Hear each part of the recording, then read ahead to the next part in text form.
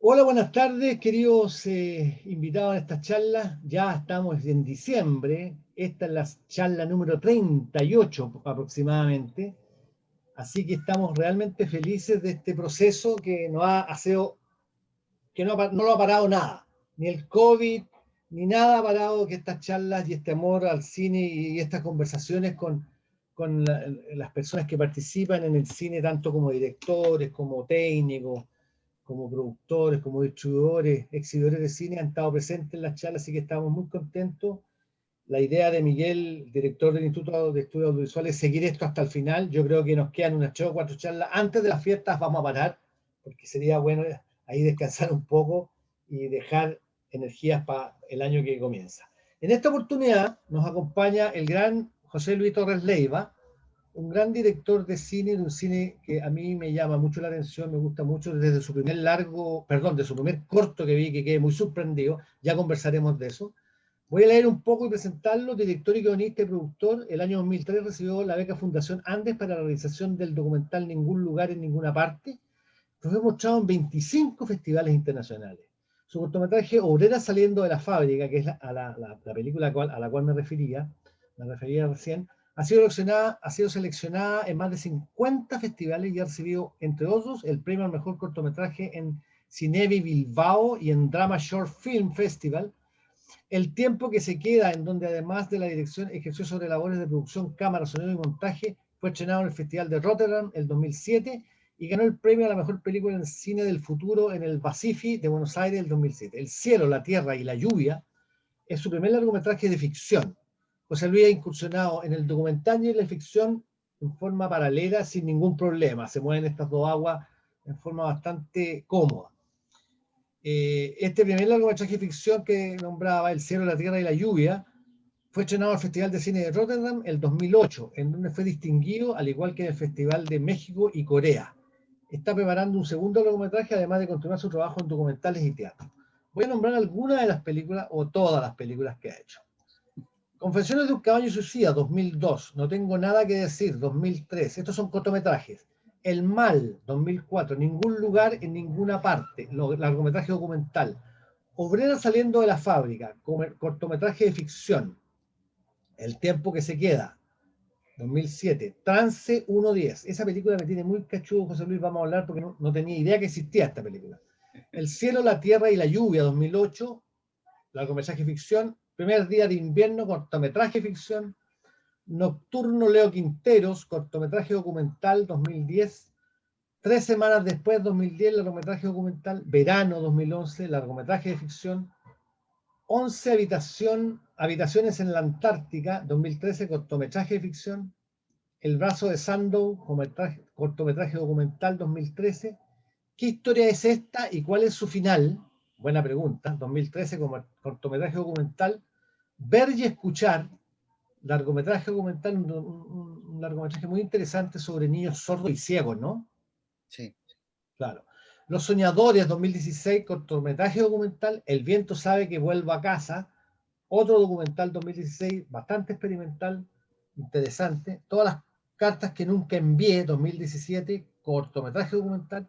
Nada pertenece a la memoria, 2017, largometraje documental. El sueño de Ana, cortometraje de ficción, 2017. Sobre cosas que me han pasado, 2018, cortometraje de ficción. Y últimamente, la última película, 2019, está fresquita, largometraje de ficción, Vendrá la muerte y tendrá tus ojos.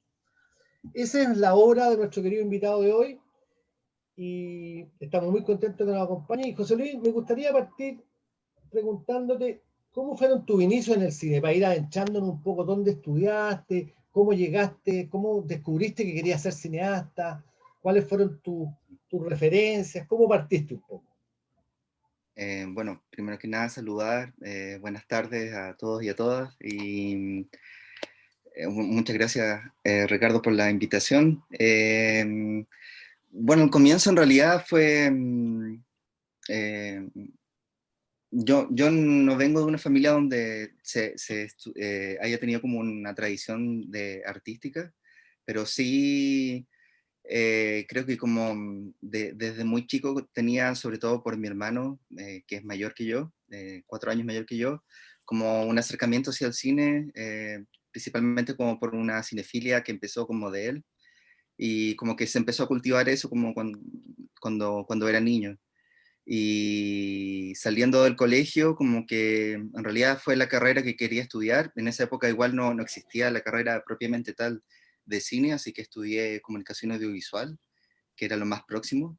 Tenía ramos de cine, sobre todo al final de la carrera, y estudié en UNILLAC, que era un instituto de artes de la comunicación de esa época, y, y fue bien importante. Solamente tuve ramos de cine los 2 últimos años, generalmente eran ramos de televisión o de radio, que está muy centrada la carrera en eso, y fue muy importante para mí tener como profesor a Cristian Sánchez, que es un director muy destacado, chileno, que realizó películas en los 70 y en los 80, y que es un docente, muy buen docente, y sobre todo como lo más interesante de las clases de Cristian Sánchez era que transmitía mucho su pasión que tenía por el cine, y que eso se contagiaba absolutamente como en la mayoría de los alumnos que querían recibir también como esa pasión que él tenía en sus clases. Y también me permitió como un poco como abrir la cabeza como hacia otros cines y otras maneras de contar el cine, porque nos mostró muchas referencias como muy diferentes como a lo que estaba como acostumbrado a ver, y que era más difícil que llegara como en esa época de cuando yo estudié, que eh, como era poco la accesibilidad, no había internet todavía y todo eso. Entonces vi películas de Buñuel, de Romer, no sé, como de Robert Bresson, de varios directores que era difícil de conseguir en esa época.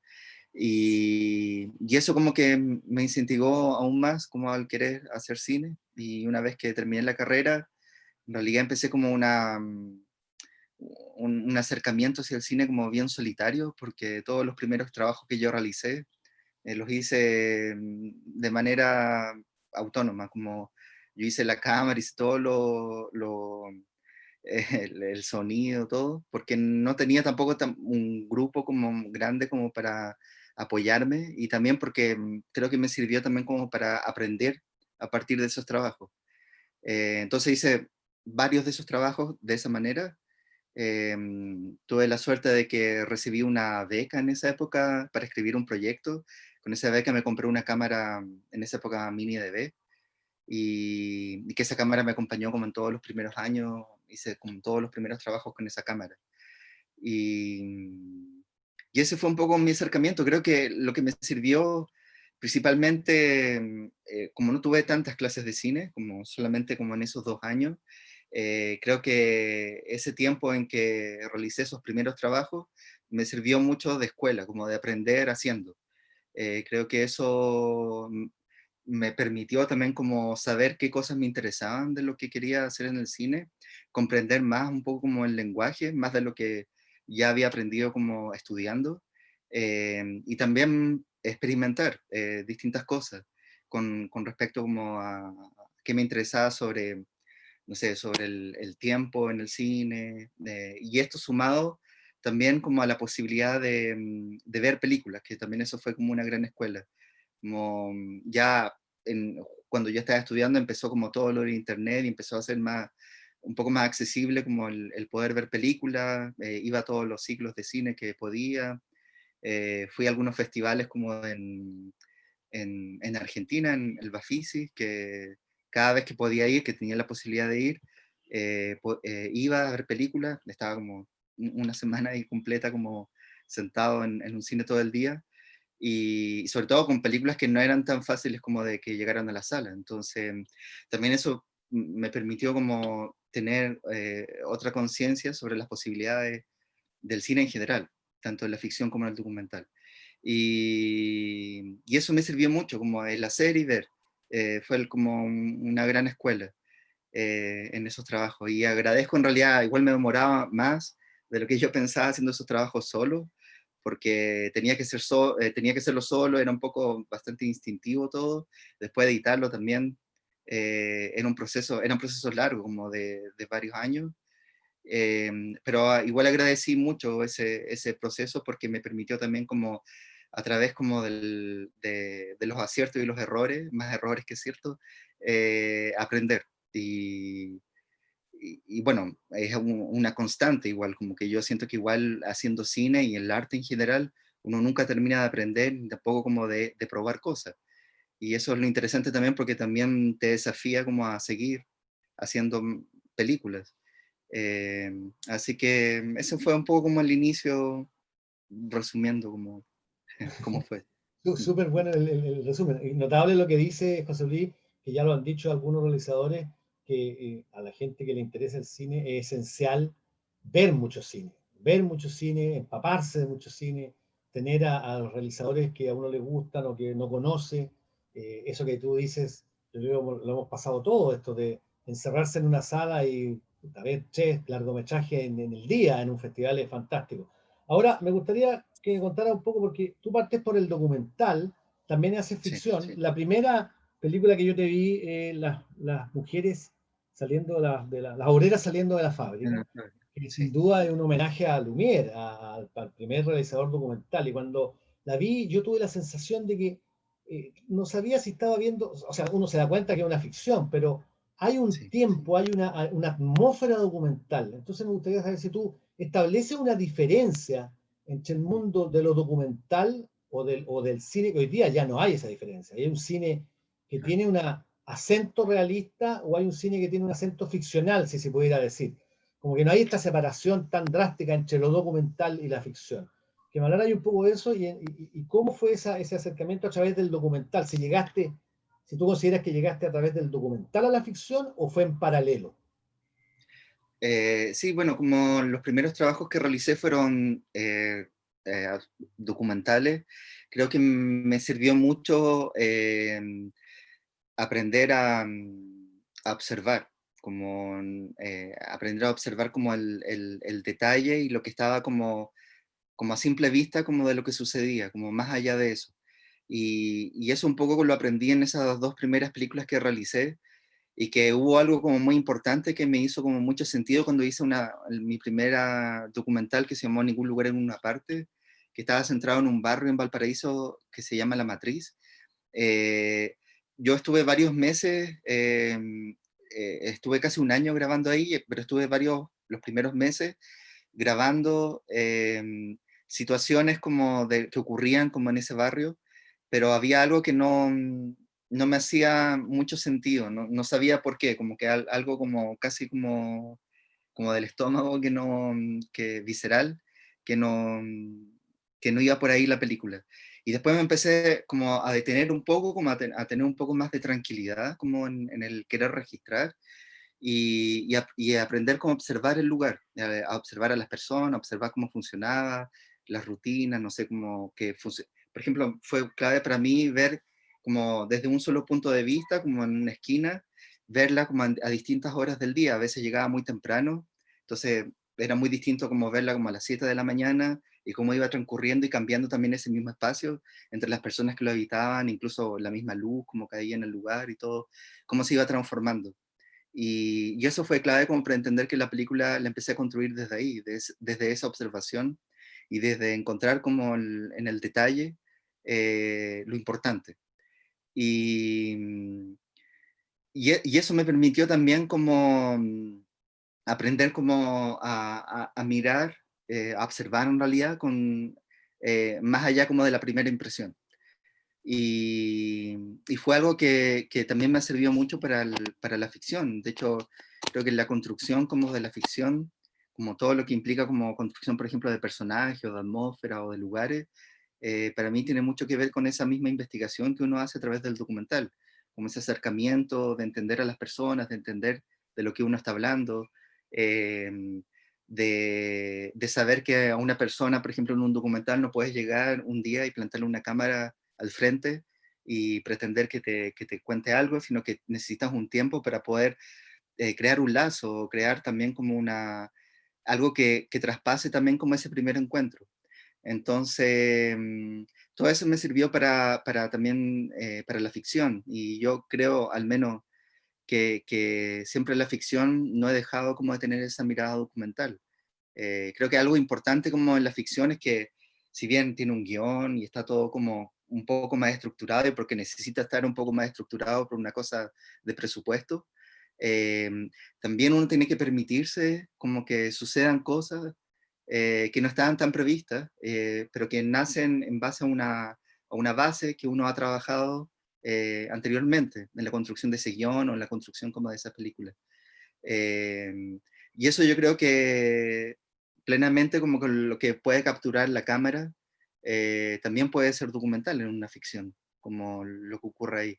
Y yo creo que un poco Obrera saliendo de la fábrica estaba construida en base a eso. Yo cuando quise hacer ese corto hice una pequeña investigación de recorrer varias fábricas textiles y un poco ver cómo se trabajaba ahí y las sensaciones como de ese lugar.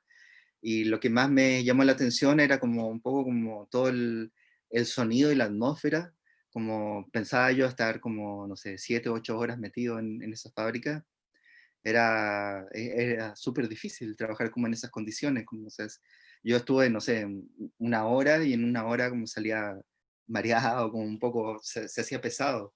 Entonces como que un poco trabajé en base a eso, es un corto que no tiene diálogo, solo está construido en base como al sonido, también como para trabajar como con los comienzos del cine, en donde el gesto tenía como una importancia muy importante, pero también con esa sensación como de ahogo en el mismo lugar.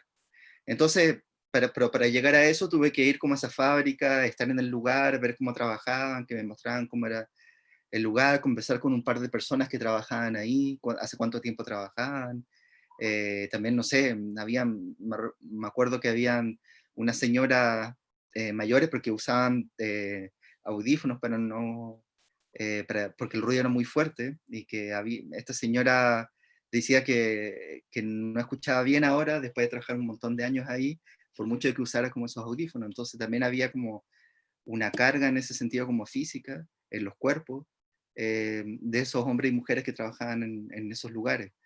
Y entonces, en base a eso, como que ese primer guión que yo había escrito de ese corto, se empezó a modificar también como por ese acercamiento que también tuve como al estar en el lugar y comprenderlo desde el lugar, no desde como eh, de algo externo, como de que quería hacer.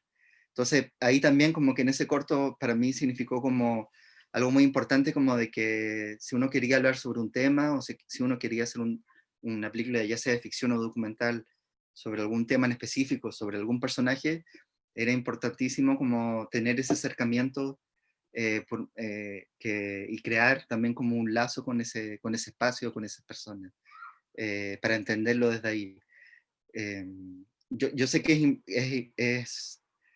además es difícil, como incluso, por ejemplo, para hacer un documental y hacer un documental sobre una persona, como entender en su totalidad la complejidad de lo que vive esa persona o dónde está esa persona. Pero creo que uno al menos necesita una base para saber incluso cómo poner la cámara, qué cosas voy a grabar de esa persona, desde dónde lo voy a mirar también. Porque se nota cuando una película no tiene tanta esa preparación, esa investigación, porque la cámara no responde mucho como a la sensibilidad de la que uno está grabando. Entonces, creo que es fundamental entender la ficción y el documental, que esa investigación o ese acercamiento siempre va a ser fundamental para lograr transmitirlo a través como de una imagen o un sonido. Tú dijiste recién una cosa que me llamó mucho la atención, que es que en la primera película que hiciste te paraste en una esquina y filmaste a diferentes horas del día. Y me Sí, recuerda a un cuadro de Manet, o Monet creo que se llama, que pinta la Catedral de Reims en sí, varias horas del día. Entonces hay una sí, suerte de una mirada impresionista, dirías tú, hay una suerte como de cercanía a esa forma de entender el trabajo creativo en el cine, una cosa impresionista, y en ese sentido eh, en la cosa documental que usas en la ficción, eh, tiene que ver con el tiempo también. Es súper notable lo que me dice porque yo también lo entiendo así y en el fondo a lo mejor tiene que ver con una forma de hacer cine en Latinoamérica, que es un cine que está muy cercano a lo real, al sí, mundo real que ocurre. Nosotros no hacemos ficciones como Hollywood, que son películas que entretienen, que solo buscan el entretenimiento, que están llenos de pirotecnias para producir enganche, que la gente se quede agarrada. Hay otras búsquedas, entonces me gustaría que me hablara un poco de eso. ¿Cómo ves tú ese fenómeno? Sí, creo que algo que me pasó con respecto a eso, de esa mirada sobre ese mismo espacio en distintas horas del día y cómo funcionaba eso, es que no solo cambiaba por la luz y por la gente y porque se iba transformando como a lo largo del día, sino que también el hecho como de estar ahí en ese mismo espacio y observarlo, me permitía incluso como hablar de un pasado del lugar, como que yo me podía imaginar qué habría ocurrido tiempo antes de ese lugar, como porque el tiempo se utilizaba como de otra manera, empezaba a hablar de otra manera, las calles, las paredes, no sé, como las casas que habían ahí, hablaban de la huella del paso del tiempo, de las personas que lo habitaron, de no sé, como... Creo que me pareció interesante eso y me pareció, hay algo que una vez leí en una entrevista de una directora que a mí me gusta mucho, una directora belga que se llama Chantal Akerman, y ella tiene un documental bien famoso que se llama Sur, donde ella fue al sur de los Estados Unidos a grabar una comunidad donde había ocurrido un asesinato a un niño negro y que había sido un crimen bien terrible, como lo habían asesinado. Y ella llegó a este lugar un poco como para hablar sobre ese asunto, pero no hablar directamente sobre el asunto. De hecho, la película no tiene archivos, no hablan directamente como de eso. Y ella decía que cómo hablar como de un suceso como tan terrible, eh, sin utilizar, por ejemplo, los archivos de los diarios o algo como directo de eso. Y ella decía que grabó la misma calle, que había pasado casi un año, donde este niño lo mataron y lo arrastraron desde un auto por una calle, mucho rato. Y el cadáver de él, así, muy terrible, quedó todo como marcado con la sangre y todo. Y ella grabó la misma calle un año después, obviamente, con un traveling muy largo en la película. Y claro, y uno ve como otros autos que pasan, gente que cruza la calle, como el cotidiano de eso.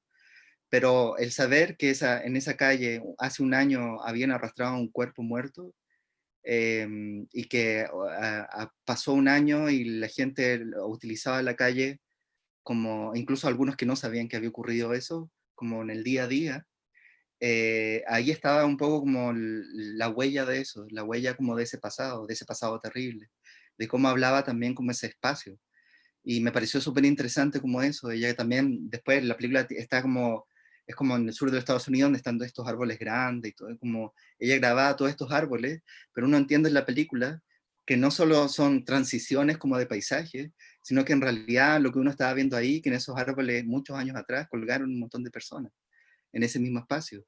Entonces, cómo graba ese paisaje ella desde el presente y cómo la historia marcó esos lugares con un montón de muertos y asesinatos que ocurrieron en ese lugar y de injusticia?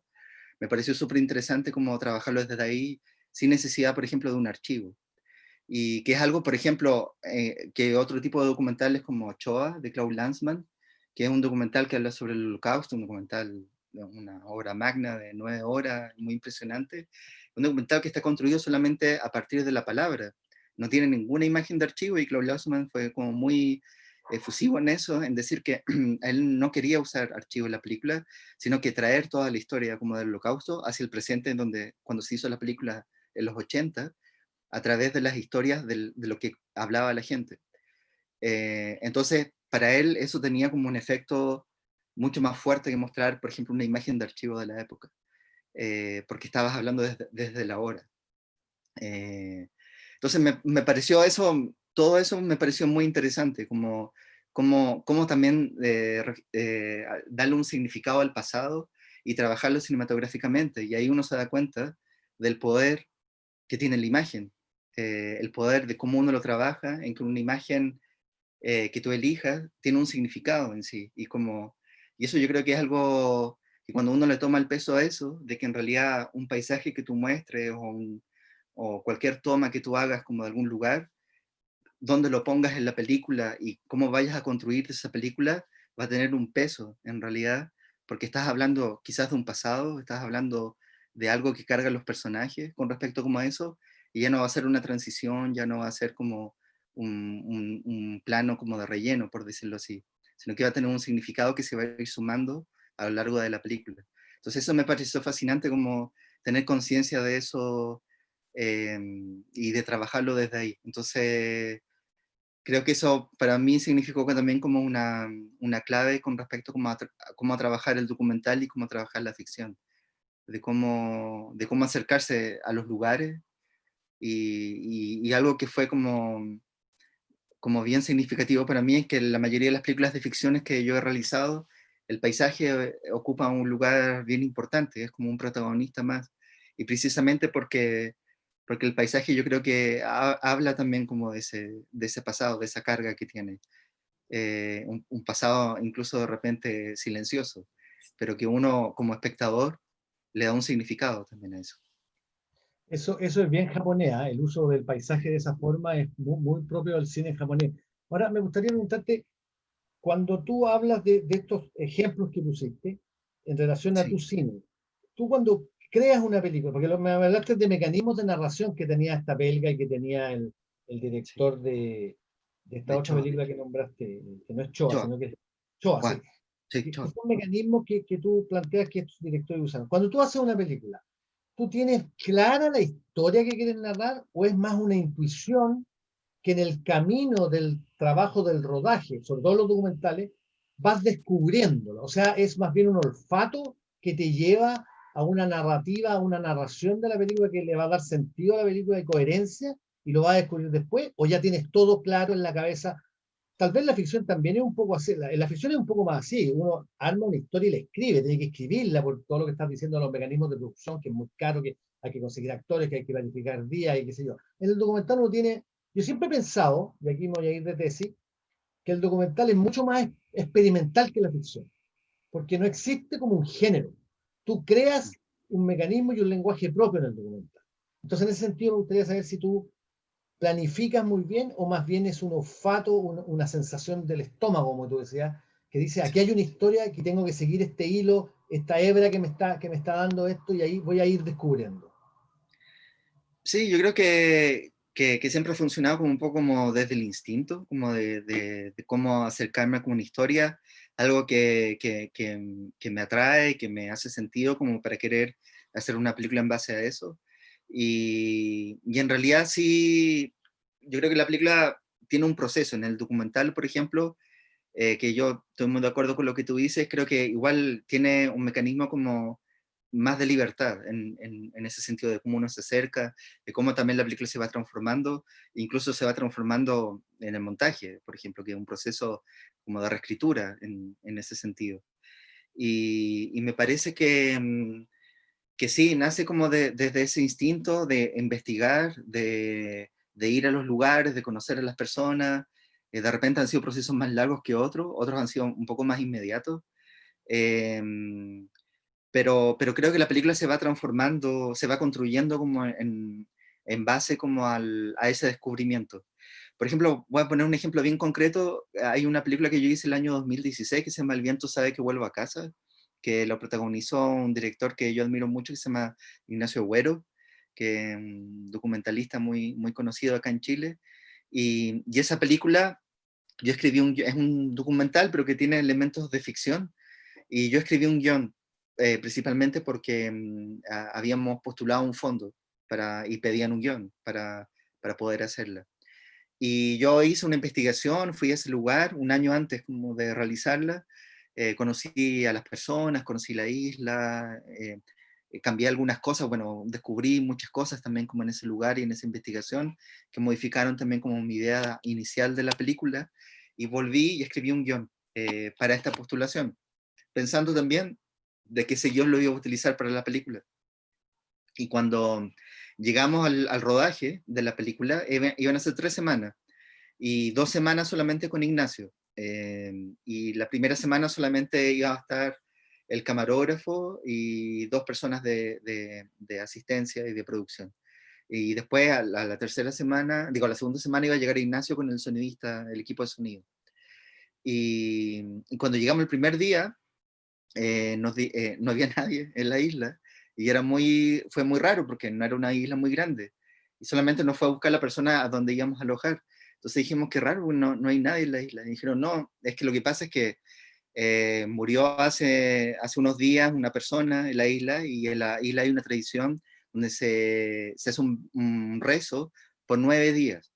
Entonces van a la casa de la familia de la persona y hacen un rezo y después comen y comparten entre ellos, y va toda la isla ahí, van todos los habitantes. Y entonces dijimos, y entonces dijeron, pero vayan para allá y aprovechan de conocer a las personas, y dijimos, ¿y podremos grabar? Dijo, sí, yo creo que sí, si piden permiso. Llegamos allá y no teníamos sonido, o sea, era con el sonido de la cámara. Y llegamos y preguntamos si podíamos grabar, y nos dijeron que sí, fueron súper amables. Grabamos parte del rezo, de la casa, hartas personas ahí. Y, y bueno, y ahí, como estaba toda la isla en ese lugar, como que nos conocieron y todos supieron que íbamos a ir a hacer una película. Así que después fue más fácil también como que se dieran las cosas en la isla. Y ahí yo me di cuenta que era algo que yo ni siquiera sabía que realizaban en ese lugar, que hacían ese rezo por varios días y hacían estas comidas y se juntaban, que yo no lo tenía ni considerado en el guión por ignorancia, que no sabía, no conocía eso. Y grabamos unas cosas muy bonitas porque también la gente permitió eso. Entonces, esa noche cuando llegamos al lugar donde alojábamos, lo que hice fue botar el guión al basurero. Y dije, en realidad, esto igual es como una señal de que hay que dejarse llevar también como por lo que sucede en el lugar. Y en realidad de ese guión, que tenía como 40 escenas, hicimos una solamente. Y todo el resto fue lo que ocurrió ahí, como lo que se fue dando en el lugar. Después una persona decían, hoy podrían hablar con esta otra persona, o nos encontramos con alguien como en el camino y conversamos con esa persona y preguntamos si lo podíamos grabar. Y así se empezó a dar como una dinámica en donde un poco el azar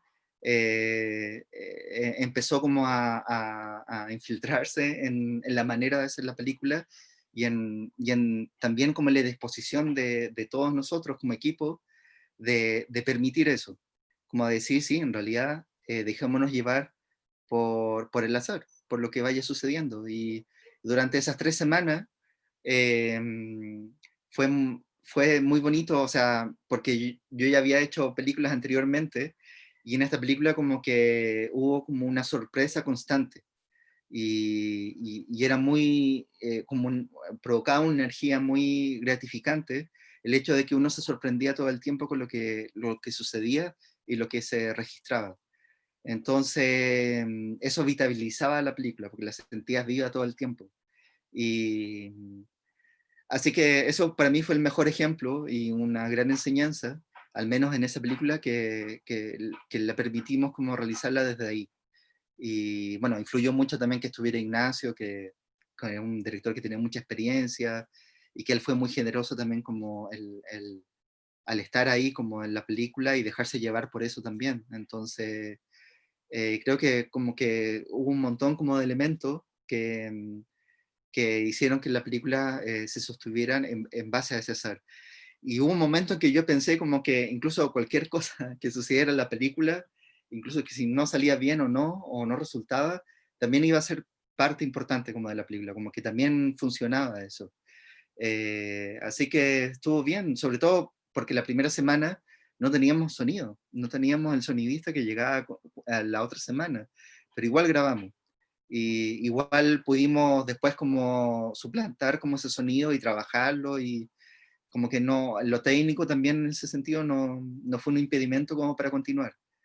Eh, yo creo que también depende un poco también de las naturalezas de los proyectos. Creo que también eh, uno puede hacer una ficción en base como a esas mismas ideas, pero teniendo la conciencia de que uno lo puede trabajar así, con los elementos que tú tienes, incluso puedes hacerla con un celular, no sé, pero sabiendo que también la naturaleza del proyecto va, te va a permitir a enfrentarlo desde otra perspectiva. O sea, obviamente no vas a tener un control de las situaciones, no vas a tener como una parte técnica quizás como igual que una película que esté en 5.1, no sé, pero si hay una necesidad, una urgencia también como por hacer una película, creo que va a depender de la naturaleza y que uno esté consciente de que tiene que responder a eso también. Eh, yo creo que también eso ha sido importante como a lo largo de las películas que he podido hacer, que hay películas que se han hecho con presupuesto, con fondos y de esa manera, pero también hay películas que yo he realizado con lo que tengo a mano, con mi cámara, incluso con una o dos personas, o incluso yo mismo haciendo todos los cargos, eh, sabiendo que en realidad tenía la necesidad de hacer esa película y la película va a responder en función a eso. Creo que el hacer constantemente, incluso si uno ya ha tenido como un poco de experiencia o ha realizado como algunas películas, es la mejor escuela y que uno no termina de sorprenderse también con las posibilidades que tiene el cine en ese sentido. Claro, ahora, está bien, uno en en el documental uno tiene esa libertad que estás planteando tú, que claramente uno puede cambiar y botar el guión a la basura y reestructurar todo de nuevo, que eso es lo que estábamos hablando y me corrobora lo que yo te decía de la cosa experimental que tiene ese documental. Pero cuando tú pasas a la ficción y tienes Sí. que hacer el tiempo, perdón, la lluvia, nunca me acuerdo el El cielo, nombre, la tierra y la lluvia. ¿cómo se El llama? cielo, la tierra, el cielo, la tierra y la La tierra lluvia. y la lluvia. Nadie se lo aprende. Sí. Hay una cosa con el tiempo que a uno le llama mucho la atención. Le llama mucho la atención lo prolongado de los planos, la lentitud de los planos. Y uno entiende que está viendo una película de autor y le concede eso como observador, porque uno que se dedica al cine y le gusta el cine, dice, a ver qué me está proponiendo este realizador y lo voy a ver. Creo que igual, no sé si tú consideres lo mismo, no es una película de gran público. Yo no sé si la gente está acostumbrada a un ritmo tan lento. Y ahí hay un trabajo también con el paisaje y me gustaría, me gustaría saber cómo metiste la improvisación del documental en esa película. Y lo otro es si tú reconoces una influencia del gran maestro Tarkovsky, porque no pude, yo vi esa película y lo primero que se me vino a la cabeza fue Tarkovsky. Los Sí. tiempos tarkovskianos, esculpir en el tiempo, esta lentitud, pero que está en sentido de la historia, no es solamente, porque he visto otras películas, que tengo que decirlo, que solo copian la forma y el Ah, claro. tiempo, y no está el fondo. Entonces me gustaría saber cómo tú relacionas ese manejo del tiempo y de esta especie de que las cosas ocurran, cómo metiste el paisaje en esto que decía ya anteriormente, que es otro personaje que yo creo que sí es así, y la improvisación del documental, ¿cómo la metiste en esta película de ficción que es tan bonita? Bueno, esa fue una película, fue el primer largo de ficción que tuve y también fue la primera película que yo me enfrentaba, por ejemplo, a un equipo mucho más grande. Siempre había trabajado con equipos pequeños. Bueno, como comentaba, las primeras las hice solo y acá, no sé, de un día para otro habían 40, 50 personas en el equipo, entonces era así. Y de hecho, yo siempre me acuerdo el primer día de filmación. Bueno, otra cosa que también, la película se filmó en 35 milímetros, que fue algo que yo nunca pensé que se iba a hacer en ese formato. Y fue algo que se produjo porque la película tenía una coproducción y como que los productores, al menos en esa época, como que dijeron, no, una película como que necesita que esté filmada en ese formato. Y se consiguió todo como para que se pudiera hacer así, porque se postuló unos fondos y todo, pero podíamos hacer uno a uno, no podíamos repetir ni nada. Entonces, igual era complicado eso, había que prepararse harto. Pero Inti Briones, que fue el director de fotografía de esa película, hicimos un trabajo de muchos meses antes, de ir a las locaciones, de escogerlas, de ver cómo se iban a fotografiar, qué planos íbamos a hacer. También yo le mostré muchas referencias de películas, muchas de Tarkovsky también, y muchas referencias rusas, de películas rusas como de esa época. Y él hizo una investigación y descubrió que tenían un tratamiento que era químico, que ni siquiera era de postproducción. Entonces él lo filmó con un filtro que le daba luz al lente y después se iba a hacer un revelado. Que bueno, todo eso sonaba como, me daba mucho miedo porque era todo químico, ¿no? Después, si no resultaba, no resultaba nomás. Y además Pero lo tenías que ver después. claro, solamente en el positivo se podía ver. pero hicimos unas pruebas y bueno, era un poco como lo que yo me había imaginado la imagen de esa película, así que como que yo igual en Inti confiaba a ojos cerrados, obviamente, de toda su experiencia y todo, así que él hizo una gran investigación con respecto como a eso. Y, y de hecho el primer día de filmación hicimos como unos planos como más simples, y yo siempre me acuerdo que lo primero que filmamos era solo con la actriz principal y un equipo reducido, éramos 4 personas, un plano más o menos sencillo. Y después, mientras los demás estaban preparando como un set que era como un campo con manzanos. Y después llegamos a esa locación y pusimos la cámara donde íbamos a hacer el encuadre, y yo fui a hablar con los actores y siempre tengo el recuerdo de que estaba conversando con ellos y yo me di vuelta y estaba todo el equipo detrás de la cámara esperando que terminara de ensayar. Y yo me dije, ¿qué estoy haciendo aquí? Así como, tanto esperando que yo diga algo, así como, y como que me puse muy nervioso en ese sentido, pero después me empecé a dar cuenta que habíamos trabajado tanto con Inti antes y yo había preparado un montón la película antes, de que en realidad, dentro de todo mi nerviosismo, yo también soy muy tímido, entonces como que manejar de tanta gente como que me tenía muy complicado, que en realidad yo me di cuenta de algo muy importante que me sirvió para todo después, que no necesitaba ser otra persona para darme a entender, ni para como, no tenía que demostrar nada en ese sentido, sino que tenía que ser yo mismo. Y entonces había un ejercicio de ser muy sincero con lo que quería o lo que yo me imaginaba, y también obviamente hacer partícipe como el equipo en eso, eh, que para mí fue una lección en esa película. Y terminó siendo un rodaje bien, bien importante por lo mismo, porque sentí que fui muy sincero conmigo mismo en el proceso, en todo el proceso. Y eso se dio cuenta como en todo el trabajo que hubo también. En ese sentido, nunca hubo una complicación. Había una complicación con respecto como al formato, porque se podía filmar una vez solamente, pero como que todo el equipo fue en función a que eso funcionara. Así que fue muy importante y muy bonito también como vivirlo desde ahí. Y con respecto a lo que tú dices como de una ficción que tenía todos estos como puntos como medios complicados de que estaba filmada en cine, que no sé, tenía un aparataje, una cámara grande, como la película comienza con un plano entre la neblina que tiene como un traveling que sube a un árbol, o sea, o que se da la impresión que sube a un árbol. Y esa escena no estaba en el guión, y de hecho la película no comenzaba así. Y eso fue porque llegamos a esa locación, que en realidad la locación era como en una casa que estaba más allá, pero tomamos el desayuno, ahí había unas carpas, en ese campo. Y cuando llegamos estaba cubierto de neblina y tenía este árbol gigante como al medio, y con Inti llegamos y vimos eso y dijimos, tenemos que hacer algo acá porque es muy bonito como se veía ahí. Entonces, durante el desayuno empezamos como a ver qué podríamos hacer en base como a una escena que teníamos anteriormente, que era una niña jugando con un perro, y entonces la incluimos en el plano y se hizo esa construcción como en realidad es un traveling, que la cámara se va haciendo hacia atrás, entonces da la impresión que va subiendo el árbol, y que parece como media complicada de cómo se realizó, pero fue solo improvisación, porque eso ni siquiera estaba en el guión.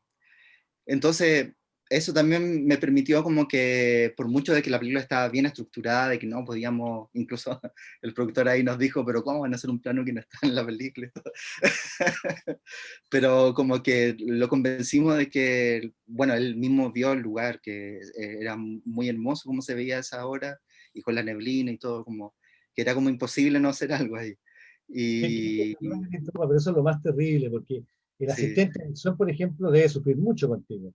Porque si le cambiáis el plan, lo matáis. Lo matáis porque él tiene todo organizado para el día.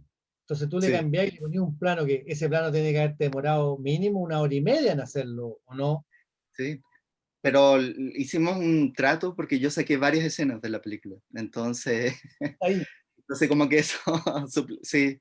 Y también como durante el rodaje yo me iba dando cuenta de que habían algunas escenas que eso también, claro, yo no tenía la experiencia de hacer un largo en esa época, pero me di cuenta que había escrito un guión que tenía, no sé, 160 escenas, y un montón, Uf, y, sí, y que hice la mitad de eso, y que yo mismo me iba dando cuenta en el rodaje, en realidad esto ya está resuelto, se entiende, entonces fui descartando un montón de escenas, y entonces eso permitió también que el asistente de dirección no nos asesinara ahí en el se rodaje. volviera loco. Fue- sí, Yo permitió creo como que eso. lo que tú estás diciendo es muy importante, porque uno descubre esas cosas en sus primeras películas como profesionales y no podía abandonar esa forma que tú estás diciendo. Si tú descubrí eso, tenés que llevarlo, yo lo seguí ejerciendo, y si yo quiero si uno quiere hacer una idea como director, tiene que llevarla hasta el final.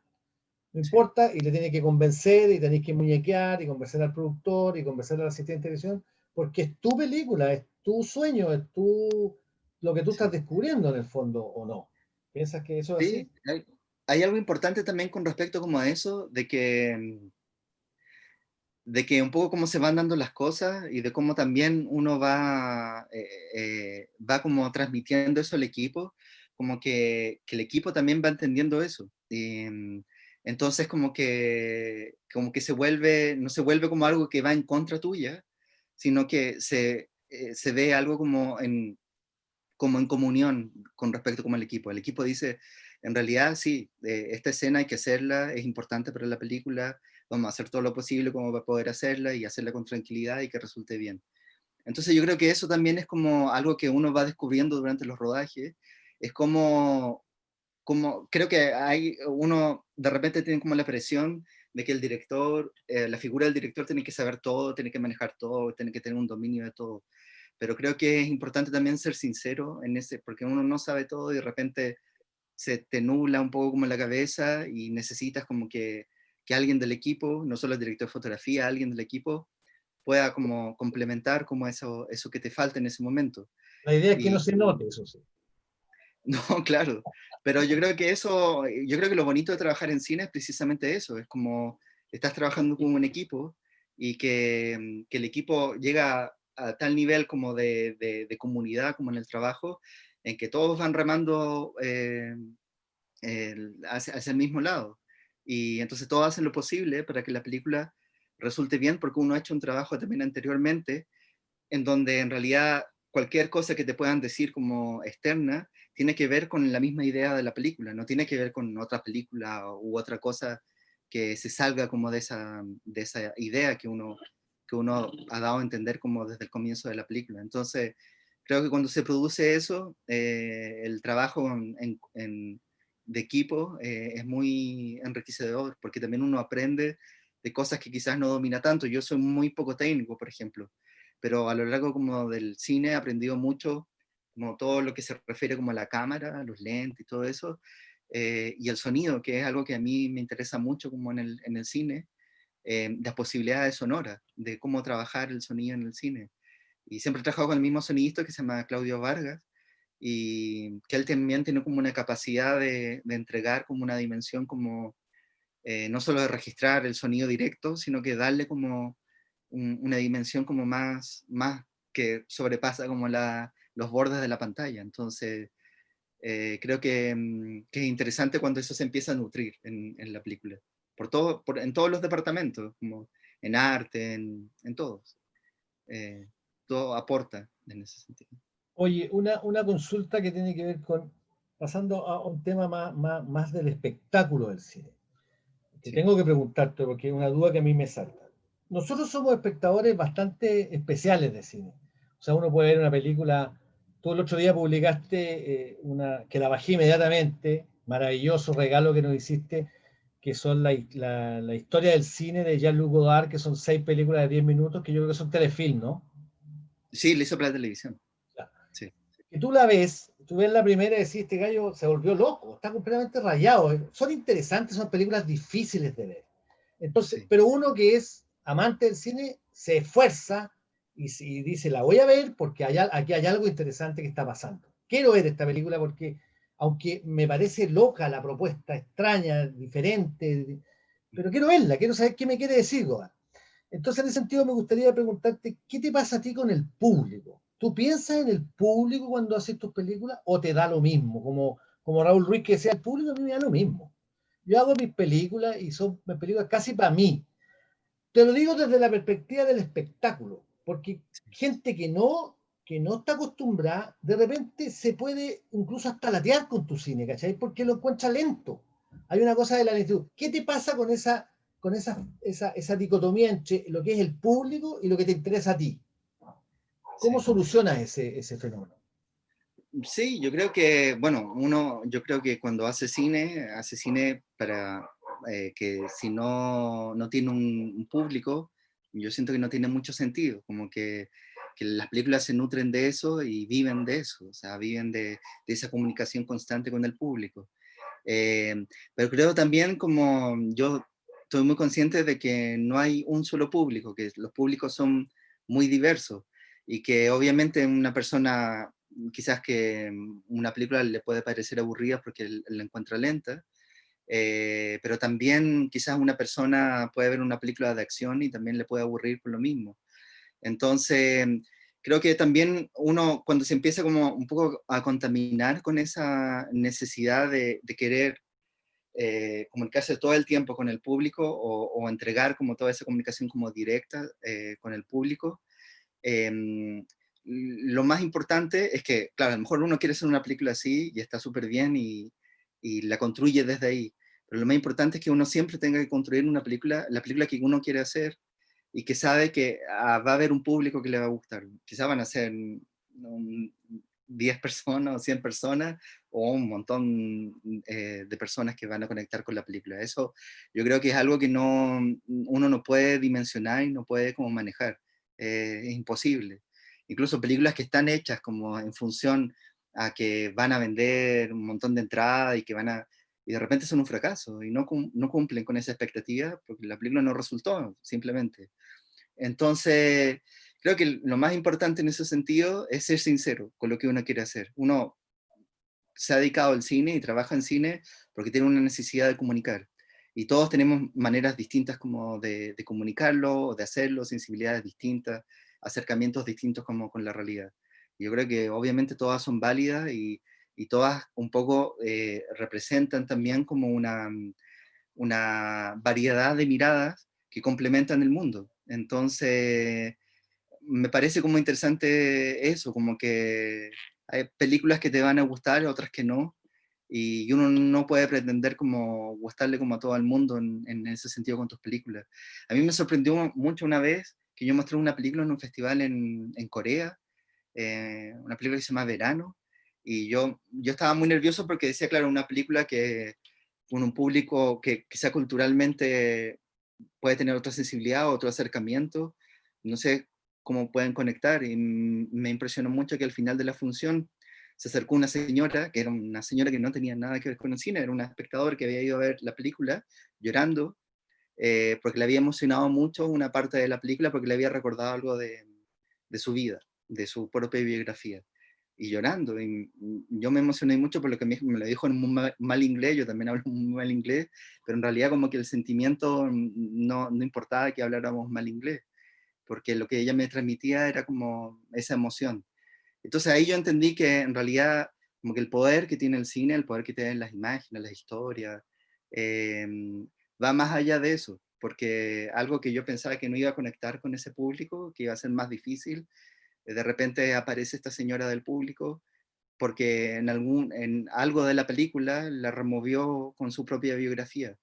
Y esa capacidad que tiene el cine, en realidad el arte, yo creo, de emocionar y de conectar, eh, es, yo creo que es difícil cuando la gente habla sobre el público, como tratando de enmarcarlo como un solo público.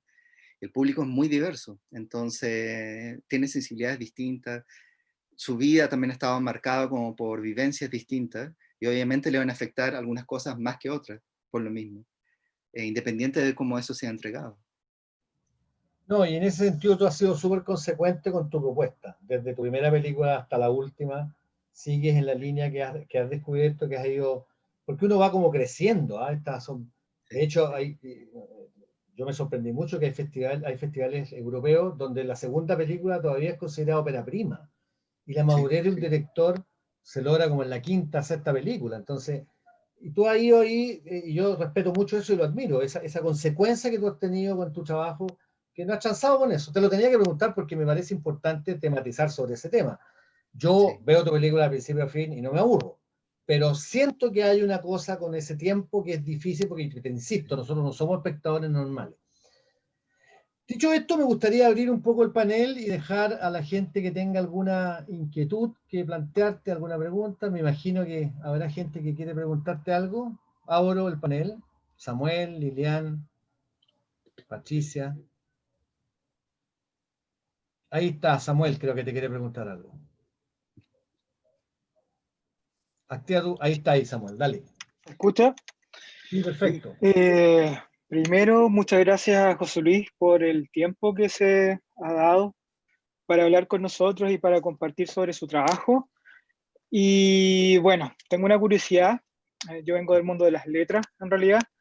Y bueno, veo que tienes una biblioteca bien nutrida a tus espaldas y me gustaría saber cuáles son tus referentes literarios, ya sean narrativos o de poesía, y qué influencia tiene la literatura en tu trabajo, por una parte. Sí, bueno, la literatura ha sido bien importante para mí. Yo me considero solamente en realidad como alguien que le gusta mucho leer, pero que el conocimiento que he tenido como a través de la literatura ha sido como la curiosidad, como un poco también el cine empezó un poco así. Y yo siempre, cuando era niño, bueno, yo, como les decía, siempre tuve una personalidad como muy retraída, muy tímido, y la literatura para mí fue como una gran compañera cuando era niño. Entonces, como que me refugié mucho en los libros. Y mi papá fue profesor de castellano, entonces, como que tuve también como ese acercamiento como desde niño. Pero en realidad, como siempre, el acercamiento como hacia los libros ha sido como de curiosidad, una constante curiosidad. Y sí ha sido importante, aunque entiendo también que funciona como de distintas estructuras y distintas maneras, pero sí, por ejemplo, para mí fue muy importante descubrir una escritora que a mí me gusta mucho y ha sido una gran influencia, es Virginia Woolf, sobre todo porque es una escritora que bueno, yo la descubrí como en los primeros años de la universidad y como que me impactó tanto como yo, el primer libro que leí de ella, el más famoso, Las olas, me impactó tanto como esa primera impresión que tuve al leer un libro que no había leído nunca, algo así, bueno, dentro de mi ignorancia, como eh, la estructura que tenía, esto de los pensamientos y cómo iba construyendo un personaje que no aparecía a través de otros personajes. Me pareció muy hermoso también como lo construía ahí. Entonces, en esa época como que me obsesioné bastante y traté de buscar todos los libros que encontré de ella. Bueno, ahora he podido leer como casi todo lo que está traducido al español y me impresiona esa constante búsqueda también como del lenguaje, que ella también y significó también un pilar importante dentro de la literatura, donde remeció a eso, como remeció la manera de contar una historia, de escribir un libro, y donde que fue súper criticada en su época, fue la misma época que yo, y todo como todos estos escritores que empezaron también como a desconstruir un poco como la manera de contar una historia. Y eso, yo creo que eso me marcó mucho también, como que había otras posibilidades y otras maneras de contar una historia y de evocarlo a través de las letras. Y entonces como que a partir de ahí como que esa curiosidad, igual leo de todo, no solo como ese tipo de literatura, me gusta leer de todo, pero creo que algo que tiene un poco como la literatura es como sumergirse en la historia, lo que te provoca como la historia y los personajes a través del lenguaje. Y, y cómo tiene ese poder de vocación, donde un libro que pudo haber sido escrito en el 1700 te vuelve a remecer, te emociona, y uno no se siente tan lejano de eso. Eh, entonces, para mí fue fundamental como el descubrimiento de la literatura y que hasta el día de hoy me ha marcado mucho, ha sido muy importante. Ahora, ¿cómo eso ha influenciado en el cine? En realidad, yo creo, las películas que yo hago casi no tienen diálogos, tienen muy pocos diálogos, pero sí hay algo que me interesa mucho, que yo creo que quizás proviene de ahí, que tiene que ver con la estructura, como de que me di cuenta como con, por ejemplo, con los libros de Virginia Woolf, que no era necesario como contar una historia como de principio a fin, ni que tuviera una resolución, ni que todo estuviera conectado, sino que todo podía ser fragmentado, todo puede ser elíptico, pero sin embargo, construir una historia en base a eso, y lo más importante, construir una emoción en base a eso. Eh, entonces, creo que eso fue fundamental, como para, que yo creo que eso es algo que yo tomé como para el cine, ese tipo de construcción. ¿Alguna otra pregunta? En relación a lo mismo, José Luis, yo te sigo en Facebook, tú nos Sí, seguimos mutuamente, pero hubo un tiempo que tú tenías y publicabas fotos, algunos sí, fotógrafos. La fotografía, ¿cómo la vinculas al cine? Porque eran unos fotógrafos alucinantes, me acuerdo, unos fotógrafos sí, increíbles. sí, es que yo creo que el factor como de curiosidad ha sido siempre muy importante para mí en todos los ámbitos como artísticos, y la fotografía para mí, yo me considero muy mal fotógrafo, pero sí me encanta mirar fotografía. Y cuando empecé a descubrir también como todos estos fotógrafos, los que ponía ahí como en Facebook antes, como la capacidad que tiene como una imagen fija de provocar una historia. Eh, Eso siempre me ha parecido fascinante como de la fotografía, como capturar un rostro y ver, y ese rostro uno puede ver una historia detrás de esa cara, detrás de esa mirada, detrás de esas arrugas, no sé, detrás de las marcas como que tiene esa persona. Y construir una historia en base como a eso, que esa persona habla por sí sola, o esa imagen que habla por sí sola, incluso un paisaje, cómo está enfocado, cómo está encuadrado, como la luz que tiene. Me parece como fascinante, como construyes una historia en base a eso. Y sobre todo porque también la búsqueda que tiene cada fotógrafo, que eso también me pareció muy interesante, como cada fotógrafo va teniendo, no solo va construyendo como un trabajo en base a su mirada, sino que también, poco como las etapas de su vida, van respondiendo a esas búsquedas. Entonces uno ve como en las primeras, y pasa lo mismo en el cine, uno ve como los primeros trabajos fotográficos de un fotógrafo que te gusta, y uno, en la pintura, en todas las artes en realidad, y uno va viendo la evolución de eso, pero que va respondiendo también como a lo que le va sucediendo a esa persona. Es como un poco un reflejo, un espejo, de que han tenido la necesidad de sacar una foto y transmitir como esa sensación. Y eso me parece en el arte en general muy fascinante, en la música, como cuando uno escucha la construcción como de una obra, de un músico, desde su comienzo hasta hacia el final, o en las películas, la filmografía, creo que es lo que más me atrae del mundo del arte en realidad. Como me parece, me entusiasma mucho eso, como que también como habla mucho como de las búsquedas personales en ese sentido. ¿Quién más tiene alguna pregunta? Argenis, Francisco, Lilian, Jorge Larrea, Jorge Larrea ha sido nuestro mayor visitante. Desde la primera charla hasta esta, nunca ha faltado. Don Jorge. ¿Alguien Te quiere? quiero Espérate, hacer... Argenis, va a hablar primero Jorge. Argenis, espérate No, un poco. déjalo, pero no, porque... Argenis, dale, dale. Argenis es un estudiante del diplomado que está a punto de filmar un corto de ficción. Dale, Argenis. Sí, bueno, gracias José Luis por la charla, la conversación, muy interesante.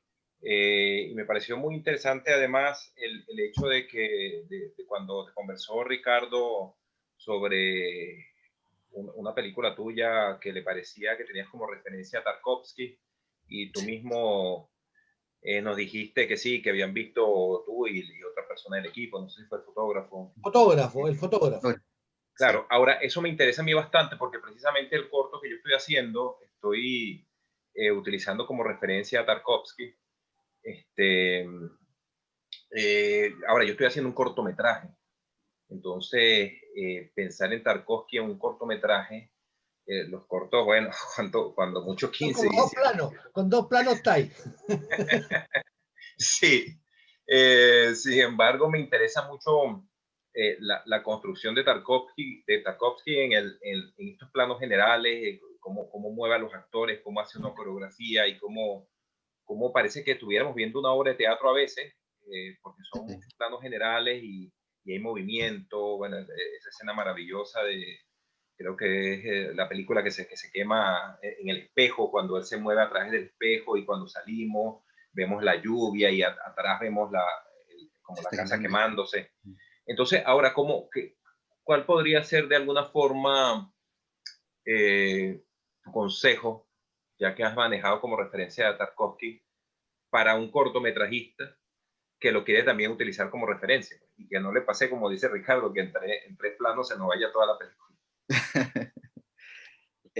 Sí, bueno, sí, creo que Tarkovsky es una influencia indudable, porque fue un director que uno le muestran cuando está estudiando y que te impresiona también por su manera de filmar, por su manera de entender el tiempo también.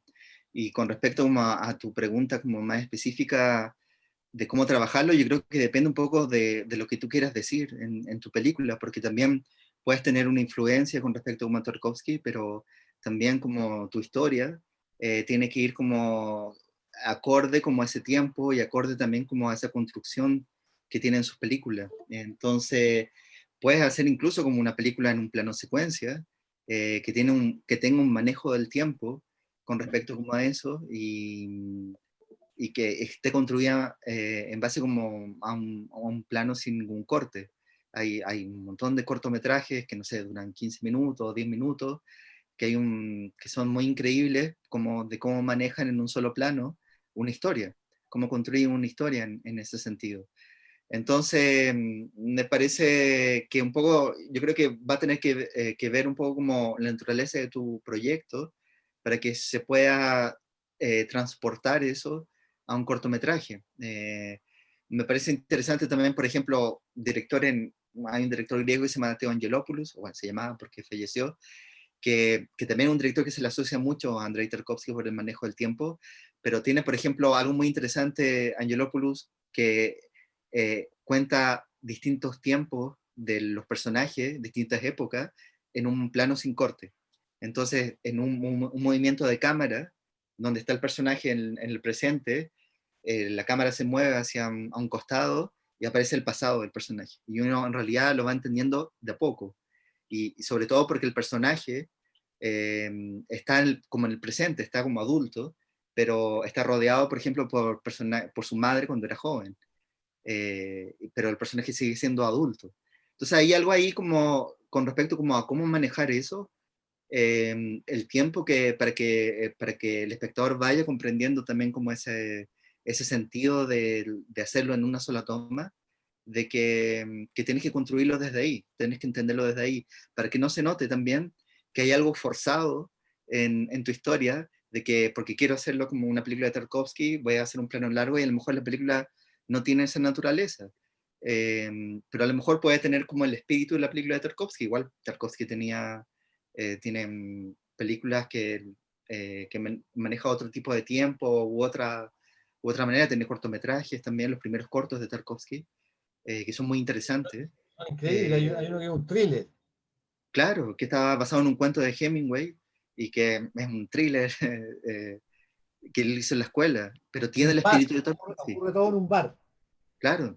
Entonces, pero sigue siendo una película de Tarkovsky igual, porque tiene la atmósfera de Tarkovsky. Entonces yo creo que entenderlo desde ahí, como igual puedes hacer una película que tenga cortes, que no necesariamente tenga que ser un plano de secuencia, pero sí hay algo de la atmósfera de Tarkovsky, de cómo utiliza, por ejemplo, los interiores, cómo utiliza el paisaje, cómo utiliza los personajes en esos lugares, por ejemplo, en el espejo, cómo utiliza la cámara lenta, que si tú te fijas en el espejo, una cámara lenta que no es tan lenta, entonces uno tiene una sensación muy extraña con la imagen, como realmente está en cámara lenta, no está en cámara lenta, los personajes están moviendo lento. Muy interesante cómo trabaja con eso. Yo me acuerdo que leí en un escrito que tenía Tarkovsky, de que utilizó muchas velocidades de la cámara para provocar esas sensaciones. Entonces algunas sí son más lentas que otras, y otras están a cámara lenta, pero casi no se nota en la película. Entonces provoca una sensación también como de que hay un peso sobre los personajes ahí, pero es muy sutil. Entonces, es, es buscar eso, yo creo.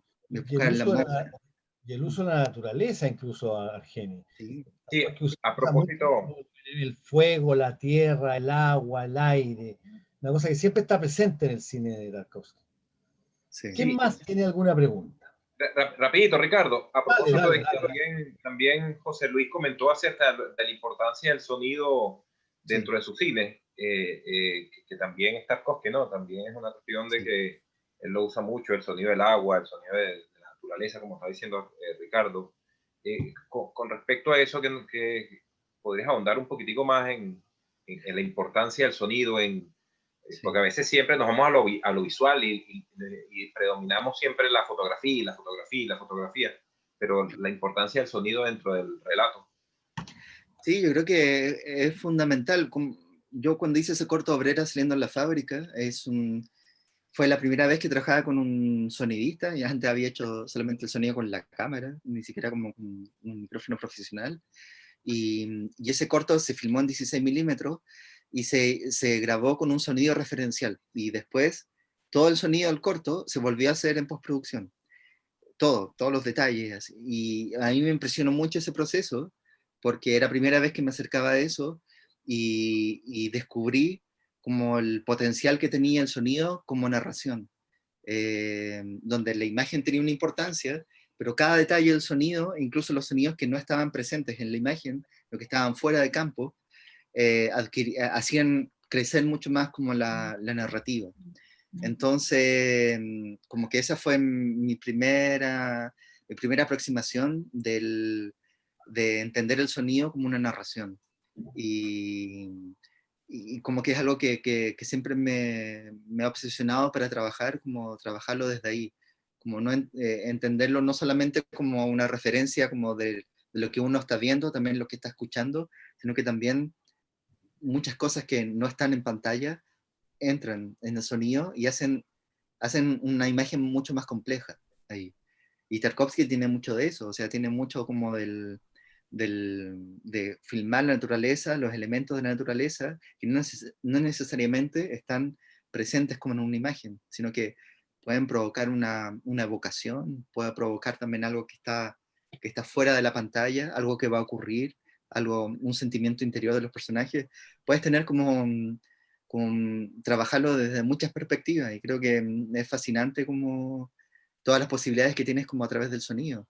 Incluso hay películas que están construidas en base a la mirada en la cámara en un solo personaje, y todos los otros personajes están fuera de cuadro, como la sensación que te provoca eso, como de expandir el universo, y por qué tú estás como concentrándote solamente en la mirada en un personaje, como que te enriquece la mirada.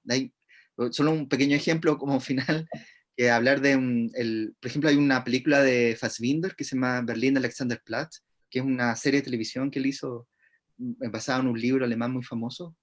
El comienzo de esa película, para mí, también cuando yo lo pude ver en cine, hace mucho tiempo, que lo vieron en el Goethe Institut, y el comienzo de esa película es un hombre que sale de la cárcel. Y cuando comienza la película, solamente la cámara está en la cara de él, es un plano secuencia, y uno ve que le abren la reja, que se escuchan los policías como que se despían de él, y que está como de interior, saliendo como a la puerta de la cárcel, se queda un rato ahí, y cuando sale, el enfrentamiento al sonido de la calle, como los autos, los pájaros, después él se queda un rato escuchando, y empieza a caminar por la calle, se escucha la gente que pasa al lado de él, pero nunca vemos nada, solamente vemos la cara de él.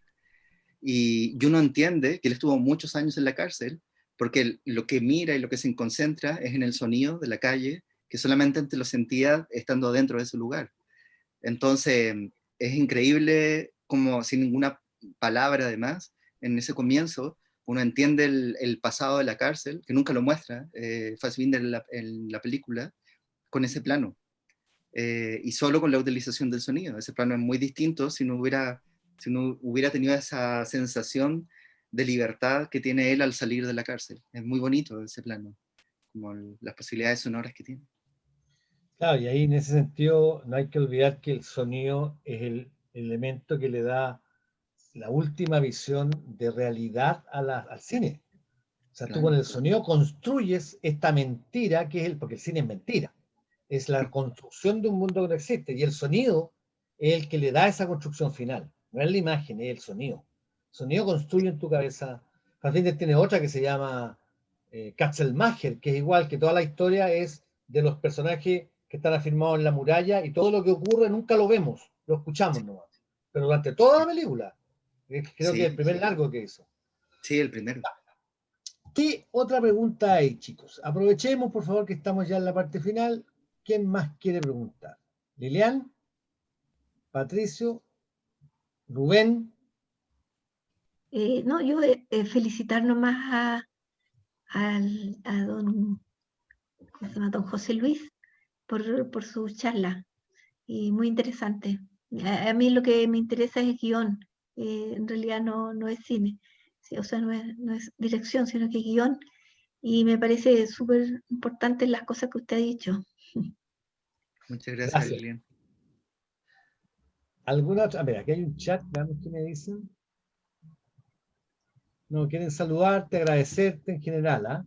Rubén, solo agradecerte. Bueno, si no hay más preguntas, yo creo que quedaría preguntarte, José Luis, ¿cómo te ha ido con tu última película? ¿Cómo te ha ido el recorrido? Algo me contaste cuando estábamos solos antes que empezara la charla.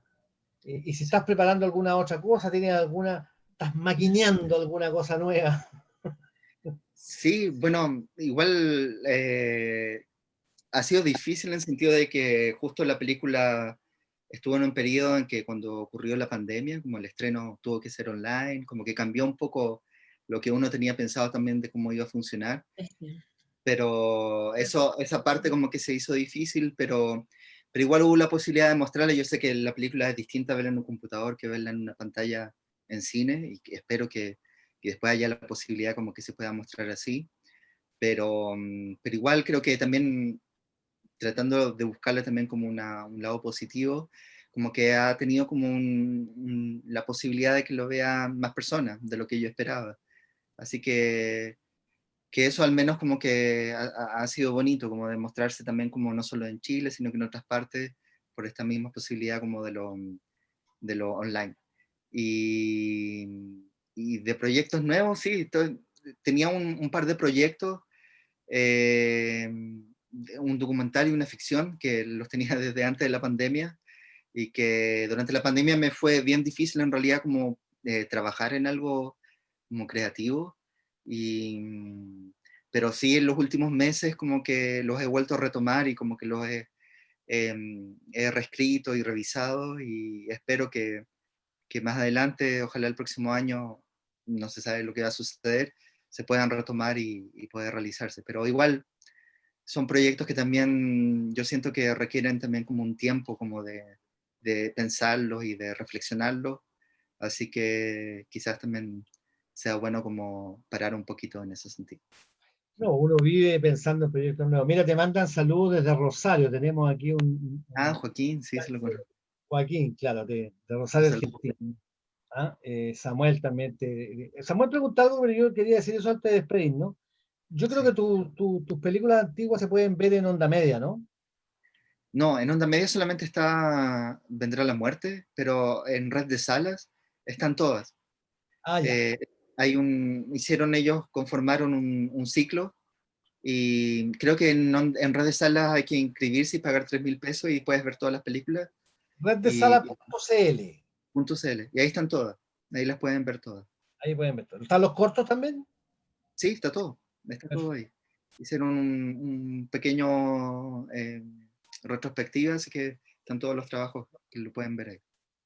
Bueno, José Luis, darte las gracias. Muchas gracias. Estuvo muy entretenida esta conversación. Darte las gracias por tu tiempo y tu voluntad de estar con nosotros, y que te vaya muy bien en tus proyectos, y darle las gracias a todos los asistentes. Los espero este otro viernes. Ya quedan 2 viernes y será nuestra despedida de este año de charlas que tuvimos récord, 36, 37 charlas sobre los oficios del cine. Hemos pasado por todo, José Luis, ¿ah? Desde Buenísimo. efectos especiales, estuvimos con los hermanos Carroza, está bien Buenísimo. entretenido. Así que muchas gracias de nuevo, que te vaya muy bien y nos vemos el próximo viernes. Muchas gracias, Ricardo. Muchas gracias a todos por escuchar.